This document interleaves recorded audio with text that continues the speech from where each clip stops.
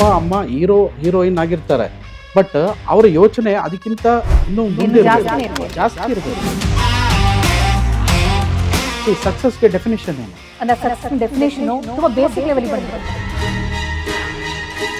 Doctor ಆಗೋದು, engineer ಆಗೋದು, achieve ಮಾಡೋದು, ದುಡ್ಡು ಮಾಡೋದು ಇದೆಲ್ಲ ನೆಕ್ಸ್ಟ್ ಲೆವೆಲ್. ಬಟ್ ಒಂದು healthy lifestyle mindset ಇಟ್ಕೊಳ್ಳೋದೇ ಒಂದು ಸಕ್ಸಸ್ ಅನ್ನೋ ಲೆವೆಲ್ ಬರುತ್ತೆ. ಸಕ್ಸಸ್ ಅಂದ್ರೆ ಏನು?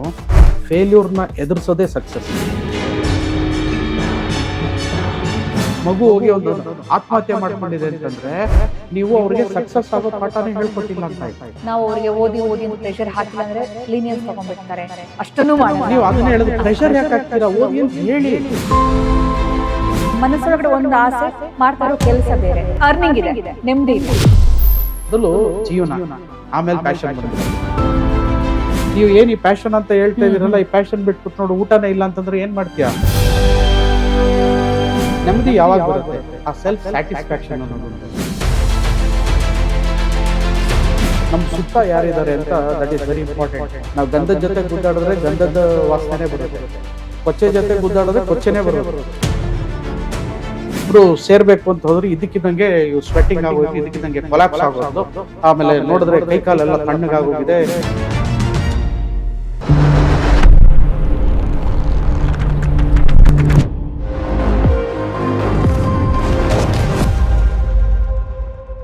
So welcome to Sukanya Studios. ನಮ್ಮ ಜೊತೆಗಿದ್ದಾರೆ doctor Pavan Kumar, professor in medicine ಹಾಗೂ ನ್ಯೂಟ್ರಿಷನಿಸ್ಟ್. ಡಾಕ್ಟರ್ ನಮಸ್ತೆ. ನಮಸ್ತೆ. ಚೈಲ್ಡ್ಹುಡ್ ಇಂದ ನಮಗೆ ನೀ ಹಿಂಗಾಗಿ ಇಂಜಿನಿಯರ್ ಆಗಬೇಕು, ಡಾಕ್ಟರ್ ಆಗಬೇಕು, ಹಂಗೆಲ್ಲ ಯಾರು ನಮ್ಗೆ ಪ್ರೆಷರ್ ಹಾಕಿಲ್ಲ.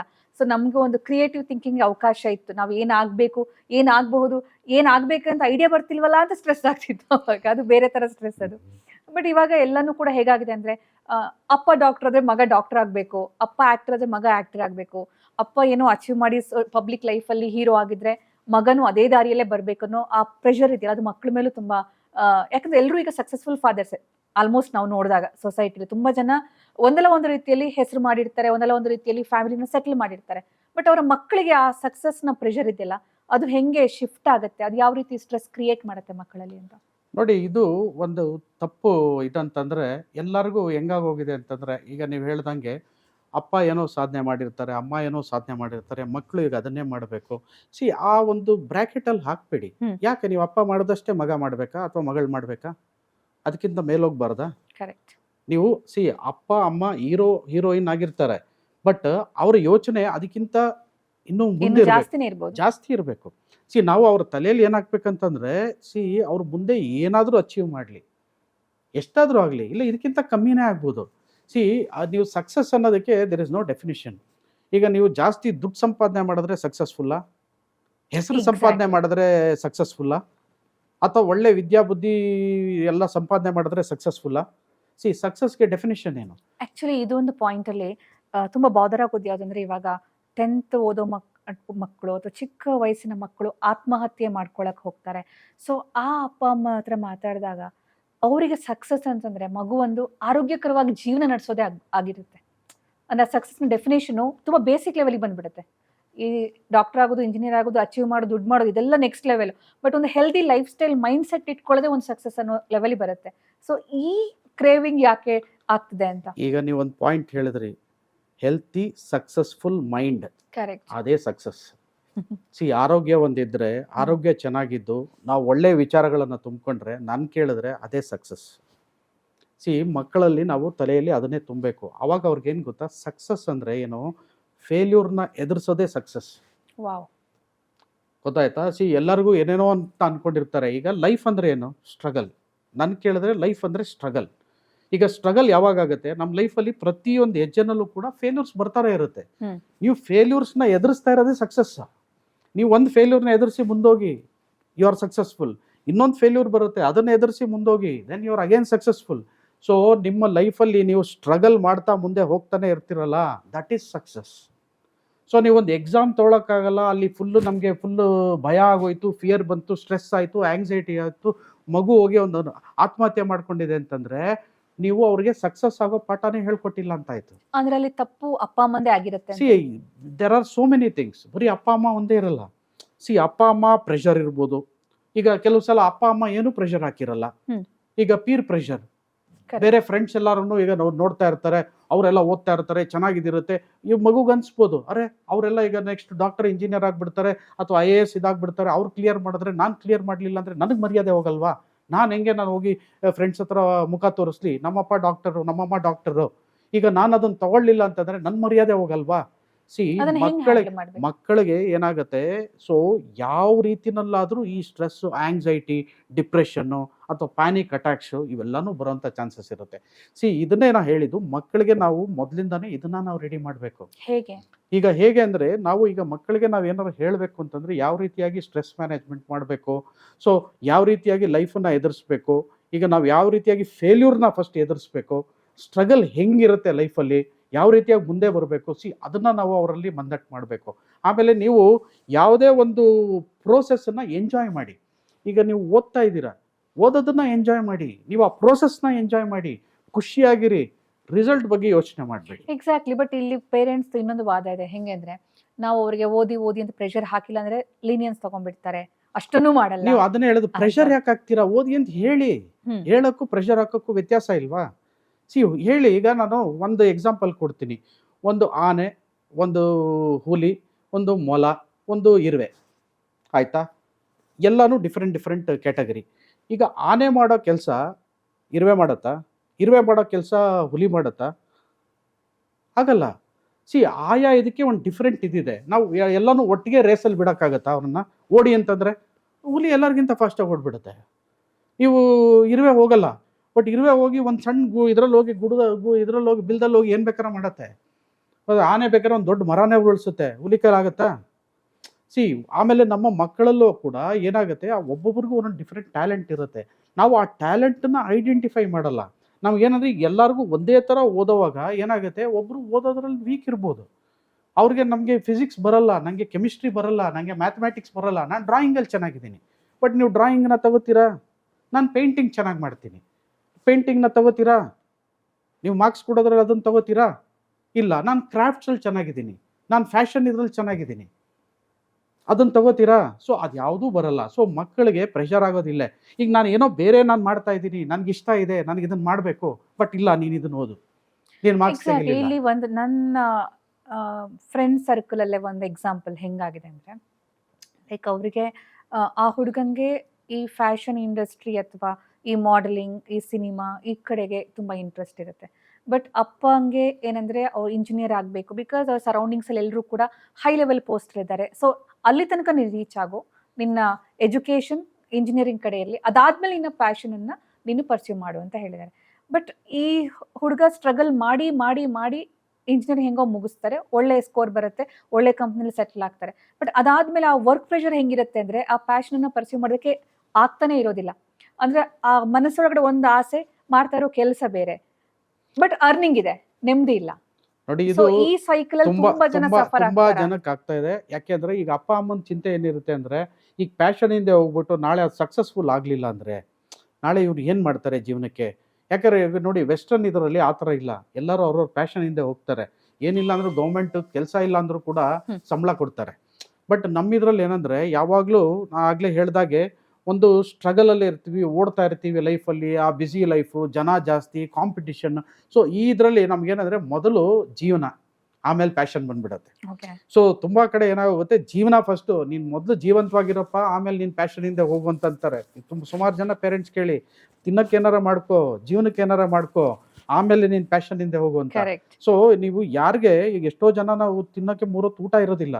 ನೀವು ನೋಡಿ, ಅವ್ರನ್ನ ನೋಡಿದಾಗ ನೀವು ಏನು ಈ ಪ್ಯಾಷನ್ ಅಂತ ಹೇಳ್ತಾ ಇದೀರಲ್ಲ, ಈ ಪ್ಯಾಷನ್ ಬಿಟ್ಬಿಟ್ಟು ನೋಡು ಊಟನೇ ಇಲ್ಲ ಅಂತಂದ್ರೆ ಏನು ಮಾಡ್ತೀಯಾ? So Exactly. ಫಸ್ಟ್ ಅದನ್ನ ಮಾಡ್ಕೋ. ಬಟ್ ಅದನ್ನ ಮಾಡೋಷ್ಟ್ರಲ್ಲಿ ಟೈಮೇ ಆಗೋಗಿರುತ್ತೆ. ಟೈಮ್ ಸೊ ಈ ಆಗೋಗಿರುತ್ತೆ, ಪ್ಯಾಷನ್ ಹಿಂದೆ ಹೋಗಲ್ಲ. ಸುಸ್ತಾಗಿರುತ್ತೆ. ಸೊ ಅದಕ್ಕೆ ಏನಂದ್ರೆ, ಬ್ಯಾಲೆನ್ಸ್ ಮಾಡಬೇಕು ಲೈಫನ್ನ. ಹ್ಮ್ ಹ್ಮ್. ಸಿ ಯಾವುದ್ರಲ್ಲೂ ಅಷ್ಟೇ, ನೀವು ನಮ್ಮಲ್ಲಿ ಏನಿಲ್ಲ ಅದ್ರ ಬಗ್ಗೆ ಚಿಂತೆ ಮಾಡಬೇಡಿ. ಈಗ ನೀವು ಸರಿ ಅಪ್ಪ ಅಮ್ಮ ಇವಾಗ ಇಲ್ಲಿವರೆಗೂ ತಂದ್ರು, ನೀವು ಇಂಜಿನಿಯರ್ ಮಾಡಿದ್ರು, ಡಾಕ್ಟರ್ ಮಾಡಿದ್ರು, IAS ಮಾಡಿದ್ರು, ಏನೋ ಮಾಡಿದ್ರು, ಅದು ಅವ್ರ ಕೆಲಸ ಅವ್ರು ಮಾಡಿದ್ದಾರೆ. ಈಗ ನಿಮಗೆ 3 ಹೊತ್ತು ತಿನ್ನೋದಕ್ಕೇನು ತೊಂದರೆ ಇಲ್ಲ ತಾನೆ? ಈಗ ನೀವು ಅದನ್ನ ಮಾಡಿಕೊಂಡು ನಿಮ್ಮ ಪ್ಯಾಷನ್ ಹಿಂದೆ ಹೋಗಿ. There is no age limit. ನೀವು ಪ್ಯಾಷನ್ ಹಿಂದೆ ಹೋಗೋದಕ್ಕೆ, ಈಗ ನೋಡಿ KFC ಇದು ಮಾಡಿದ್ದು 64 ಇಯರ್ಸ್ ಆದಮೇಲೆ. ಈಗ ಎಷ್ಟೋ ಜನ ಬಿಸ್ನೆಸ್ ಇದ್ರದೆಲ್ಲ ಈಗ ಸ್ಟಾರ್ಟಪ್ಸ್ ಎಲ್ಲ ಮಾಡ್ತಾ ಇರೋದು 60s 70s ಮಾಡ್ತಾರೆ. There is no age limit. ನೀವು ಹೋಗ್ಬೋದಲ್ಲ, ಆಮೇಲೆ ನೀವು ಪ್ಯಾಷನ್ ಹಿಂದೆ ಹೋಗಿ ಮಾಡ್ಕೊಳ್ಳಿ. ಅಂದರೆ ನೀವು ಯಾವುದೇ ಕೆಲಸವನ್ನು ಮಾಡಬೇಕಂದ್ರೆ ಆ ಕೆಲಸವನ್ನು ಪ್ರೀತಿಯಿಂದ ಮಾಡಿ, ಪ್ರೀತಿಸಿ. ಅಂದರೆ ನೀವು ಇರೋ ಜಾಗನ ಪ್ರೀತಿಸಿ, ನೀವು ಮಾಡೋ ಕೆಲಸನ ಪ್ರೀತಿಸಿ. ಆವಾಗ ಆಟೋಮೆಟಿಕ್ಕಾಗಿ ಏನು ಗೊತ್ತಾ, ನೀವು ಏನಾದರೂ ಒಂದು ದೊಡ್ಡದನ್ನು ಸಾಧನೆ ಮಾಡಬಹುದು. ಓಕೆ. ಡಾಕ್ಟರ್, ಈಗ ಸಿಂಪ್ಲಿಫೈ ಮಾಡಿ ಹೇಳೋದಾದ್ರೆ, ನಮ್ಮ ಲೈಫ್ ಸ್ಟ್ರೆಸ್‌ಫುಲ್ ಆಗಿರಬಾರ್ದು ಅಥವಾ ಈ ಪ್ರೆಷರಲ್ಲಿ ನಾವು ಬದುಕಬಾರ್ದು, ಅದರಿಂದ ನಮ್ಮ ಹೆಲ್ತ್ ತುಂಬಾ ಒಳ್ಳೇದಾಗುತ್ತೆ ಅಂದ್ರೆ ಸಿಂಪಲ್ ಆಗಿ ನಾವು ಫಾಲೋ ಮಾಡಬೇಕಾಗಿರೋ ಟಿಪ್ಸ್ ಅಥವಾ ರೂಲ್ಸ್? ನೋಡಿ, ಮೊದಲು ನಾವು ಸ್ಟ್ರೆಸ್ ಕಮ್ಮಿ ಮಾಡ್ಕೋಬೇಕು ಅಂತಂದರೆ, ನಾವಿರೋ ಇದನ್ನು ಪ್ರೀತಿಸಬೇಕು. ನೆಮ್ಮದಿ ಫಸ್ಟು, ನಮಗೆ ನೆಮ್ಮದಿ ಇದ್ದಾಗ ಯಾವಾಗಲೂ ಸ್ಟ್ರೆಸ್ಸು ಕಮ್ಮಿ ಇರುತ್ತೆ. ನೆಮ್ಮದಿ ಯಾವಾಗ ಬರುತ್ತೆ? ಆ ಸೆಲ್ಫ್ ಸ್ಯಾಟಿಸ್ಫ್ಯಾಕ್ಷನ್ ಅನ್ನೋದೊಂದು ಬರಬೇಕು. ಅದು ನಾವೇ ಕ್ರಿಯೇಟ್ ಸೆಲ್ಫ್ ಮಾಡ್ಕೋಬೇಕು. ಸ್ಯಾಟಿಸ್ಫ್ಯಾಕ್ಷನ್ ಅಂದರೆ, ಈಗ ನನ್ನ ಹತ್ರ ಒಂದು ಕೇಕ್ ಇದೆ, ನಾನು ತಿನ್ಬೇಕನ್ಸಿದೆ, ಸಾಕು ಕೇಕ್ ತಿಂದೆ ಆಯ್ತು. ಇದಾದಮೇಲೆ ನನಗೆ ಇಲ್ಲ, ಇನ್ನೂ ದೊಡ್ಡ ಇದರಲ್ಲಿ ಇನ್ನೊಂದು ಬೇಕು, ಸೊ ಇನ್ನೂ ದೊಡ್ಡ ಇದರಲ್ಲಿ ಇನ್ನೊಂದು ಬೇಕು. ಸೊ ಆ ಸ್ಯಾಟಿಸ್ಫ್ಯಾಕ್ಷನ್ ಅನ್ನೋದು ಅಲ್ಲಿ ಮುಗಿಬೇಕು. ಗೊತ್ತಾಯ್ತಾ? ನಾವೀಗ ಯಾವುದೋ ಒಂದು ಬಟ್ಟೆ, ಒಂದು ಶರ್ಟ್ ತೊಗೊಂಡು ಇದು ಹಾಕೊಂಡು, ಇದು ಬೇಡ, ನನಗೆ ಇನ್ನೂ ಒಂದು ದೊಡ್ಡ ಇದ್ರದ್ದು ಬೇಕು. ಸೊ ಇನ್ನು ಮೈಂಡ್ ಬೇಸಿಕಲಿ ಸೊ ಕಂಟ್ರೋಲ್ ಮಾಡಬೇಕು. ಅಂದರೆ ನಮ್ಮ ಮೈಂಡಲ್ಲಿ ಈಗ ಬೇಕಾದಷ್ಟು ಇರುತ್ತೆ, ಪ್ರಪಂಚದಲ್ಲಿ ನಾವು ನೋಡ್ದಂಗೆ ಬೇಕಾದಷ್ಟು ಇರುತ್ತೆ. ಬಟ್ ನಮಗೆ ಈಗ ಒಂದು ಸ್ವಲ್ಪ ಸಿಕ್ತು, ವಿ ಶುಡ್ ಬಿ ಸ್ಯಾಟಿಸ್ಫೈಡ್. ಈ ಕ್ಷಣದಲ್ಲಿ ನಮ್ಗೆ ಏನಿದೆ, ನಾವು ಸ್ಯಾಟಿಸ್ಫೈ ಆಗಿದ್ದೀವಿ, ನಮ್ಮ ಮನಸ್ಸು ನೆಮ್ಮದಿ ಆಗಿದೆ, ಸಾಕು. ಆಗ ಸ್ಟ್ರೆಸ್ 90% ಕಮ್ಮಿ ಆಗಿಬಿಡುತ್ತೆ. ಬಟ್ ಇಲ್ಲಿ ಇನ್ನೊಂದು ಕಾಂಟ್ರಾಸ್ಟ್ ಸ್ಟೇಟ್ಮೆಂಟ್ ಇರುತ್ತೆ, ನೀವು ಅಷ್ಟಕ್ಕೆ ಸ್ಯಾಟಿಸ್ಫೈ ಆಗ್ಬಿಟ್ಟು ನೀವು ಮುಂದೆ ಅಚೀವ್ ಮಾಡಲ್ಲ ಅಲ್ಲ, ಅನ್ನೋದು. ಅಚೀವ್ಮೆಂಟ್ ಇದಕ್ಕೆ ಏನಂದರೆ ಗೋಲ್ ಇರಬೇಕು. ಗೊತ್ತಾಯ್ತಾ? ಸ್ಯಾಟಿಸ್ಫ್ಯಾಕ್ಷನ್ ಇರಬೇಕು. ಈಗ ಫಾರ್ ಎಕ್ಸಾಂಪಲ್ ನಾವು ಒಂದು ಗೋಲ್ ಏನೋ ಇಟ್ಕೋತೀವಿ, ಇಂಥದ್ದೊಂದು ಸಾಧನೆ ಮಾಡಬೇಕು ಅಂತ. ಈಗ ಅದು ಸಿಗಲಿಲ್ಲ ಅಂದಾಗ ಪ್ಲಾನ್ ಬಿ ಬೇಕಾಗತ್ತೆ. ಸೊ ಮೈಂಡ್ಗೆ ನಮ್ಗೆ ಏನಿಲ್ಲ, ಆ ಗೋಲ್ ಅಲ್ಲಿರಲಿ. ಈಗ ನಾವು ಹೋಗ್ತಾ ಇರೋಣ ನಿಧಾನವಾಗಿ, ಈಗೇನು ಸಿಕ್ಕಿದೆ ಅದನ್ನು ಎಂಜಾಯ್ ಮಾಡಿ. ಈಗ ಪ್ರೆಸೆಂಟ್ ಏನಿದ್ದೀರಾ, ಪ್ರೆಸೆಂಟಲ್ಲಿ ಇದ್ದೀರಾ, ಈ ಪ್ರೆಸೆಂಟ್ನ ಎಂಜಾಯ್ ಮಾಡಿ, ಆಮೇಲೆ ಗೋಲ್ ಅಚೀವ್ ಮಾಡಿ. ನೀವು ಆ ಗೋಲ್ ಇದಿಟ್ಕೊಂಡು ಪ್ರೆಸೆಂಟನ್ನೇ ಎಂಜಾಯ್ ಮಾಡದೇ ಇದ್ರೆ, ಸುಮಾರು ಜನ ಹಾಗೆ ಆಗುತ್ತೆ. ಈಗ ಏನೋ ಎಕ್ಸ್ಪೆಕ್ಟ್ ಮಾಡಿರ್ತಾರೆ, ಇನ್ನೇನೋ ಆಗಿರುತ್ತೆ, ಇದಿರಲ್ಲ, ಅದೇ ಫ್ರಸ್ಟ್ರೇಷನಲ್ಲಿ ಲೈಫ್ ಕಳೀತಾ ಇರ್ತಾರೆ. ಹ್ಮ್. ಅದೇ ಈಗ ಹೇಳಿದಾಗ ಸ್ಟ್ರೆಸ್ಸು, ಆಫೀಸಿಗೆ ಬರಬೇಕು ಅಥವಾ ಕೆಲಸಕ್ಕೆ ಹೋಗಬೇಕು, ಸ್ಕೂಲ್ಗೆ ಹೋಗಬೇಕು ಅಥವಾ ಕಾಲೇಜ್ಗೆ ಹೋಗಬೇಕು, ಎಲ್ಲ ಕಡೆನೂ ಸ್ಟ್ರೆಸ್ಸು. ಇದರಲ್ಲಿ ನಮಗೆ ಈ ಸ್ಟ್ರೆಸ್ಸಿಂದ ಹೊರಗಡೆ ಬರೋದಕ್ಕೆ ಕೆಲವಾರು ಇದಿದ್ದಾವೆ. ಒಂದು, ನಮ್ಮ ಮೈಂಡ್ ಸೆಟ್ ಯಾವ ರೀತಿ ಇರುತ್ತೆ ಅನ್ನೋದು, ನಾವು ಏನು ಯೋಚನೆ ಮಾಡ್ತೀವಿ ಅನ್ನೋದು ಕೂಡ. ನಾವು ಮೊದಲು ಸರಿಯಾದ ಯೋಚನೆಗಳನ್ನು ಮಾಡಬೇಕು, ಒಳ್ಳೆಯದನ್ನು ಯೋಚನೆ ಮಾಡಬೇಕು. ನಾವು ನೋಡೋದು ಕೂಡ ಇಂಪಾರ್ಟೆಂಟ್ ಆಗುತ್ತೆ. Correct. ನಾವು ಈಗ ತುಂಬ ಈ ಬೀಭತ್ಸ, ಈ ಕೊಲೆ, ಸೂಲಿಗೆ ಇದ್ರ ಬಗ್ಗೆನೇ ಯೋಚನೆ ನೋಡ್ತಾ ಇದ್ದಿದ್ರೆ ನಮ್ಮ ಮನಸ್ಸು ಕೂಡ ಅದೇ ರೀತಿಯಾಗಿದಾಗುತ್ತೆ. ನೀವು ಅದೇ ಕೂಲ್ ಕಂಪೋಸ್ಟ್ ಕಾಮ್ ಆಗಿದ್ಕೊಂಡು ಒಂದು ಒಳ್ಳೆ ಮ್ಯೂಸಿಕ್ ಕೇಳಿ, ಒಂದು ಒಳ್ಳೆ ಹಾಡು ಕೇಳಿ, ಅಥವಾ ಒಂದು ಒಳ್ಳೆ ನಿಮ್ಗೆ ಏನಾರು ಪಾಸ್ಟ್ ಟೈಪ್ ಇದ್ರೆ ಒಂದು ಕವಿತೆ ಬರೀರಿ ಅಥವಾ ಒಂದು ಕತೆ ಬರೀರಿ, ಎಲ್ಲಾದ್ರೂ ಒಂದು ಒಳ್ಳೆ ಕನ್ಸರ್ಟ್ಗೆ ಹೋಗಿ, ಒಳ್ಳೆ ಸ್ನೇಹಿತರ ಜೊತೆ ಸೇರಿ, ಒಂದು 4 ಜೊತೆ ಮಾತಾಡಿ. That is very important. ಏನಾಗುತ್ತೆ, ನಮ್ಮ ಸ್ಟ್ರೆಸ್ ರಿಲೀಫ್ ಆಗಬೇಕು ಅಂತಂದರೆ ನಮ್ಮ ಸುತ್ತ ಯಾರಿದ್ದಾರೆ ಅಂತ, ದಟ್ ಈಸ್ ವೆರಿ ಇಂಪಾರ್ಟೆಂಟ್. ನಾವು ಗಂಧದ ಜೊತೆ ಗುದ್ದಾಡಿದ್ರೆ ಗಂಧದ ವಾಸನೆನೇ ಬರುತ್ತೆ, ಕೊಚ್ಚೆ ಜೊತೆ ಗುದ್ದಾಡಿದ್ರೆ ಕೊಚ್ಚೆನೇ ಬರೋದು. Correct. ಸೊ ನಮ್ಮ ಸುತ್ತ ಯಾರಿರ್ತಾರೆ ಅನ್ನೋದ್ರ ಮೇಲೆ ನಮ್ಮ ಇದ್ರ ಕೂಡ ಇಂಪಾರ್ಟೆಂಟ್ ಆಗುತ್ತೆ. ಸೊ ನಮ್ಮ ಸ್ಟ್ರೆಸ್ ಲೆವೆಲ್ಸ್, ಈಗ ನಮ್ಮ ಸುತ್ತ ಚೆನ್ನಾಗಿರೋರು ಇದ್ರೆ, ಅರ್ಧ ನಾವು ಏನು ಶೇರ್ ಮಾಡ್ತೀವಲ್ಲ ಅದರಲ್ಲೂ ಕೂಡ ನಮ್ಮ ಸ್ಟ್ರೆಸ್ ಲೆವೆಲ್ಸು ತುಂಬ ಕಮ್ಮಿ ಆಗುತ್ತೆ. Okay. ಇದಾದ್ಮೇಲೂ ಕೂಡ ಕೆಲವ್ರಿಗೆ ಏನಾಗುತ್ತೆ, ಹೇಳೋಕ್ಕಾಗಲ್ಲ, ಅವ್ರಿಗೆ ಗೊತ್ತಿಲ್ದಂಗೆ ಹಾರ್ಟ್ ಬೀಟ್ ಜಾಸ್ತಿ ಹೋಗುತ್ತೆ, ತುಂಬ ಜಾಸ್ತಿ ಇದಕ್ಕಿದ್ದಂಗೆ ಬ್ರೆತ್ಲೆಸ್ನೆಸ್ ಬಂದ್ಬಿಡುತ್ತೆ. ಸ್ವಲ್ಪ ದೂರ ನಡೆದ್ರೆ ಏದುಸಿರು ಬರೋದು, ಉಪ್ಸ ಬರೋದು, ಸ್ವೆಟ್ಟಿಂಗ್ ಆಗೋದು, ಅಥವಾ ತುಂಬ ತಲೆನೋವು ಬರೋದು, ತುಂಬ ಸುಸ್ತು, ಏನೋ ಮೈ ಕೈ ಎಲ್ಲ ಕುಸ್ತೋದಂಗೆ ಆಗ್ಬಿಡುತ್ತೆ. ಹ್ಮ್. ಆ ಥರ ಎಲ್ಲ ಆದಾಗ ಏನು ಯೋಚನೆ ಮಾಡದೆ ಆರಾಮಾಗಿ ಒಂದು ಕಡೆ ಕುತ್ಕೊಂಡು ಡೀಪ್ ಬ್ರೆತ್ ತಗೋಬೇಕು. ಆಲ್ವೇಸ್ ಒಂದು 5 ಕೌಂಟ್ಗೆ. ಸೊ ಒಂದು ಕಣ್ಣು ಮುಚ್ಕೊಂಡು ಆರಾಮಾಗಿ ಡೀಪ್ ಬ್ರೆತ್ ತೊಗೊಂಡು 1 2 3 4 5 ಆರಾಮಾಗಿ ಒಂದು 5 ಕೌಂಟ್ ಮಾಡಿ, ಆರಾಮಾಗಿ ಕೂಲ್ ಆಗುತ್ತೆ. ನೀವು ಏನು ಯೋಚನೆ ಮಾಡಬೇಡಿ, ಜಸ್ಟ್ ಕಣ್ಣು ಮುಚ್ಕೊಂಡು ಕೂತ್ಕೊಳ್ಳಿ. ಏನಿಲ್ಲ, ಡೈಲಿ 1 ಅವರ್ ಮೆಡಿಟೇಷನ್. ನಾವು ಈಗ ಹೇಳ್ತೀವಿ, ಎಕ್ಸ್ಟ್ರಾ ಅಲ್ಲಿ ಇಲ್ಲಿ ಎಲ್ಲ ಕ್ಲಾಸಸ್ಗೆ ಹೋಗೋದೇನು ಬೇಕಿಲ್ಲ. ನೀವು ಒಂದು ದೇವ್ರ ಮನೇಲಿ ಕೂತ್ಕೊಳ್ಳಿ, ಒಂದು ಓಮ್ ಹಾಕ್ಕೊಳ್ಳಿ, ಓಮ್ ಅಂತ ಬರ್ತಾ ಇರಲಿ, ನೀವು ಆರಾಮಾಗಿ ಕೂತ್ಕೊಳ್ಳಿ ಕಣ್ಣು ಮುಚ್ಕೊಂಡು. ಜಸ್ಟ್ 1 ಅವರ್ ಏನು ಯೋಚನೆ ಮಾಡಬೇಡಿ, ಸುಮ್ಮನೆ ಆರಾಮಾಗಿ ಕೂತ್ಕೊಳ್ಳಿ. ಮೈಂಡ್ ಎಷ್ಟೋ ಫುಲ್ಲು ತಾಮಸಕ್ಕೆ ಬರುತ್ತೆ. ಓಕೆ. ಡಾಕ್ಟರ್, ನಿಮ್ಮ ಹತ್ರ ಬಂದಿರೋ ವಿಚಿತ್ರ ಕೇಸ್ಗಳು ಯಾವುದು ಸ್ಟ್ರೆಸ್ ರಿಲೇಟೆಡ್? ನೋಡಿ, ಸ್ಟ್ರೆಸ್ ರಿಲೇಟೆಡ್ಡು ಸಾಕಷ್ಟು ಕೇಸಸ್ ಬಂದಿವೆ. ಈಗ ನಾನು ಸ್ಟಾರ್ಟಿಂಗಲ್ಲಿ ಪ್ರಾಕ್ಟೀಸ್ ಶುರು ಮಾಡಿದಾಗ ಐ ಥಿಂಕ್ ಮಿಡ್‌ನೈಟ್ 1 ಆಗಿತ್ತು. ನಾನು ನೈಟ್ ಡ್ಯೂಟಿ ಮಾಡ್ತಾ ಇದ್ದೆ. ಇದಕ್ಕಿದ್ದಂಗೆ ಇನ್ನೂ ವೈಟ್ ಮದುವೆ ಡ್ರೆಸ್ ಹಾಕ್ಕೊಂಡು ಹುಡುಗಿ ಇಬ್ಬರು ನೈಟ್ ಹಾಸ್ಪಿಟಲ್ಗೆ ಬಂದರು. ಹ್ಮ್. ಐ ವಾಸ್ ವರಿಡ್, ಇದೇನಿದು ಈ ರಾತ್ರಿ ಹಿಂಗೆ, ಅದು ಮದುವೆ ಡ್ರೆಸ್ಸಲ್ಲಿ ಎಲ್ಲೋ ಪೊಲೀಸ್ ಸ್ಟೇಷನ್ಗೆ ಹೋಗಬೇಕು, ಮದುವೆ ಆಗಕ್ಕೆ ಹಾಸ್ಪಿಟಲ್ಗೆ ಯಾಕೆ ಬಂದಿದ್ದಾರೆ ಇದು ಅಂತ ಅಂದ್ಕೊಂಡೆ. ಅವರೆಲ್ಲ ಆ ಹಾಸ್ಪಿಟಲ್ಗೆ ಬಂದಾಗ ಇಬ್ರು ತುಂಬ ಗಾಬರಿ ಇದ್ರು. ಇಬ್ಬರು ಫುಲ್ ಸ್ವೆಟ್ಟಿಂಗು, ಕೈ ಕಾಲೆಲ್ಲ ನಡುಗ್ತಾ ಇದೆ, ಇಬ್ರಿಗೂ ಫುಲ್ ಎಲ್ಲ ಗಾಬರಿ, ಇದು ಎಲ್ಲ ಇದಿದೆ. ಯಾಕೆ, ಏನಾಯಿತು ಇದ್ರದ್ದು ಅಂತಂದರೆ, ಅವರು ಇಲ್ಲ, ನಮಗೆ ಇವತ್ತು ಮದುವೆ ಆಯಿತು, ಇವತ್ತು ನಮ್ಮದು ಫಸ್ಟ್ ನೈಟು, ನೋಡಿದ್ರೆ ನಾವು ಇಬ್ರು ಸೇರ್ಬೇಕು ಅಂತ ಹೋದ್ರೆ ಇದಕ್ಕಿದ್ದಂಗೆ ಸ್ವೆಟ್ಟಿಂಗ್ ಆಗೋಯ್ತು, ಇದಕ್ಕಿದ್ದಂಗೆ ಕೊಲ್ಯಾಪ್ಸ್ ಆಗೋದ್ಲು. ಆಮೇಲೆ ನೋಡಿದ್ರೆ ಕೈ ಕಾಲೆಲ್ಲ ತಣ್ಣಗಾಗೋಗಿದೆ, ಫುಲ್ ಸ್ವೆಟ್ಟಿಂಗ್ ಆಗೋಗಿದೆ. ನಮ್ಗೆ ಏನು ಮಾಡಬೇಕು ಅಂತ ಗೊತ್ತಾಗ್ಲಿಲ್ಲ. ನೀರು ಹಾಕಿದೆ, ಎಲ್ಲ ಮಾಡಿದೆ. ಆಮೇಲೆ ಈಗ ಹಂಗೂ ಇದು ಮಾಡ್ಕೊಂಡು ಎತ್ಕೊಂಡು ಕೆಳಗಡೆ ಕಿಟಕಿಯಿಂದ ಹೊರಗಡೆ ಇಳಿದು ಮನೆಯಲ್ಲೆಲ್ಲ ಗಾಬರಿ ಆಗ್ತಾರೆ ಅಂತ ನೈಟಲ್ಲಿ ಟ್ಯಾಕ್ಸಿ ಮಾಡ್ಕೊಂಡು ಹಾಸ್ಪಿಟಲ್ಗೆ ಬಂದಿದ್ದೆ. ಓ. ಸೊ ನಂಗೆ ಅಂದರೆ ಎಷ್ಟು ಬೇರೆಯವ್ರು ನೋಡಿದ್ರೆ ಇದು ಕಾಮಿಡಿ ಅನ್ಸುತ್ತೆ, but it is a fact. It is a fact. ಏನಂತಂದ್ರೆ ಅವ್ರಿಗೆ ಪಾಪ ಏನಾಗಿದೆ, ಆ ಹುಡುಗಿಗೆ ಗಾಬರಿ, ಆಂಗ್ಸೈಟಿ, ಸ್ಟ್ರೆಸ್ ಏನಾಗಿದೆಯೋ ಏನೋ. ಯಾರೋ ಒಬ್ಬ ಮದುವೆ ಆದ ತಕ್ಷಣನೇ ಅನ್ನೋನ್ ಪರ್ಸನ್ ಜೊತೆ ಇದು ಬಿಟ್ಟಾಗ ಆಂಗ್ಸೈಟಿ ಲೆವೆಲ್ಸ್ ಹೆಂಗಿರುತ್ತೆ ಅಂತಂದ್ರೆ ಏನು ಮಾಡಬೇಕು ಅಂತ ಗೊತ್ತಾಗಿಲ್ಲ. ಸಡನ್ ಆಗಿ ಏನಾಗಿದೆ, ಹಾರ್ಟ್ Panic ಬೀಟ್ attack. ಜಾಸ್ತಿ ಆಗಿದೆ, ಪ್ಯಾನಿಕ್ ಅಟ್ಯಾಕ್ ಆಗಿ ಆಂಗ್ಸೈಟಿ ಫುಲ್ ಅಲ್ಲೇ ಕೊಲ್ಯಾಪ್ಸ್ ಆಗ್ಬಿಟ್ಟಿದೆ.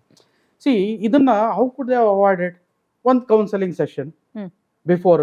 ಹಿಂದಿನ ಕಾಲದಲ್ಲಿ ಏನಂದ್ರೆ ಅಜ್ಜಿ ಅಮ್ಮ ಇವರೆಲ್ಲ ಮಾಡೋರು ಕೌನ್ಸೆಲಿಂಗ್. ಈಗಿನ ಇದ್ರಲ್ಲಿ ಏನಂದ್ರೆ ಕೇಳಕ್ ಸಂಕೋಚ. ಇಂಟರ್ನೆಟ್ ಅಲ್ಲಿ ಇಲ್ಲಿ ಇರ್ತವೆ, ಇಂಟರ್ನೆಟ್ ಅಲ್ಲಿ ಇಲ್ಲಿ ನೋಡ್ಕೊಂಡು ಹೋಗೋರ್ಗೆ ಪರವಾಗಿಲ್ಲ. ಹೋಗ್ಲಿಲ್ಲ ಅಂದ್ರೆ ಈಗ ಯಾರ್ಯಾರು ಯಾವ ರೀತಿ ಇರ್ತಾರೆ ಗೊತ್ತಾಗಲ್ಲ. ಈಗ ಕೆಲವು ತುಂಬಾ ಇಂಟ್ರೋವರ್ಟ್ ಇರ್ತಾರೆ, ಅಷ್ಟಾಗಿ ಬೆರೆಯಲ್ಲ, ಗೊತ್ತಾಗಲ್ಲ. ಅವ್ರಿಗೆ ನಾವು ಅವಾಗ ಕೌನ್ಸೆಲಿಂಗ್ ಮಾಡಿ ಹ್ಮ್. ಎಲ್ಲ ಇದು ಮಾಡಿ ಒಂದು IV ಫ್ಲೂಯಿಡ್ ಹಾಕಿ, ಯಾಕಂದ್ರೆ ಫುಲ್ BP ಎಲ್ಲ ಲೋ ಆಗ್ಬಿಟ್ಟಿತ್ತು. ಓ.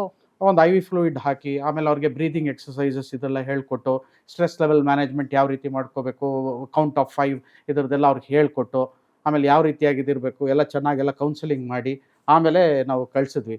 ಆಮೇಲೆ ಒಂದು ವೀಕ್ ಆದಮೇಲೆ ಎಲ್ಲ ಅವರು ಒಂದು ಇದಿಟ್ಕೊಂಡು ತಟ್ಟೆ ತುಂಬ ಸ್ವೀಟ್ಸು, ಒಂದು ತೆಂಗಿನಕಾಯಿ ಇದು ಎಲ್ಲ ಇಟ್ಕೊಂಡು ಬಂದು ನಮ್ಗೆ ಕೊಟ್ಟರು. ತುಂಬ ಥ್ಯಾಂಕ್ಸ್ ಸರ್, ತುಂಬ ಚೆನ್ನಾಗಾಯಿತು ಅಂತ. Because I can never forget ಈ ಸ್ಟ್ರೆಸ್ ಇದ್ರದ್ದು. ನಾನು ಫಸ್ಟ್ ಟೈಮ್ ನಾನು ಒಂದು ಪೇಷಂಟ್ಗೆ ಆ ಸ್ಟ್ರೆಸ್ ಬಗ್ಗೆ ಅವಾಗ ಕೌನ್ಸಿಲಿಂಗ್ ಮಾಡಿದ್ದು, and I can never forget that. So ಇದು ಒಂದು ಡಿಫ್ರೆಂಟ್ ಕೇಸ್ ನೀವು ಅಟೆಂಡ್ ಮಾಡಿದಂತ. ಓಕೆ ಡಾಕ್ಟರ್, ನಾವು ಸ್ಟ್ರೆಸ್ ಬಗ್ಗೆ ಎಷ್ಟು ಮಾತಾಡಿದ್ವಿ. Stress is a part of lifestyle ಅನ್ನೋ ಥರ ಆಗಿದೆ. ಇವಾಗ ಆಂಗ್ಸೈಟಿ ಟ್ಯಾಬ್ಲೆಟ್ಸ್, ಡಿಪ್ರೆಷನ್ ಟ್ಯಾಬ್ಲೆಟ್ಸ್ ಮನೆಯಲ್ಲಿ ಯಾರಾದರೂ ಒಬ್ರು ಇಬ್ರು ತಿಂತಾ ಇರ್ತಾರೆ, ಅದನ್ನ ನೋಡಿನೇ ಮಕ್ಕಳು ಬೆಳೀತಾ ಇರ್ತಾರೆ. ವೆರಿ ಅಂದ್ರೆ ಹಿಂದೆ BP ಶುಗರ್ ಎಲ್ಲ ಎಷ್ಟು normal, stress also very normal ಅನ್ನೋ ಥರ ರೇಂಜಿಗೆ ಬಂದಿದೆ. ಬಟ್ ಇದು ಹಿಂಗೆ ಆಗಬಾರ್ದು, ಅಂದ್ರೆ ಇದು ಬದಲಾಗಲೇಬೇಕು.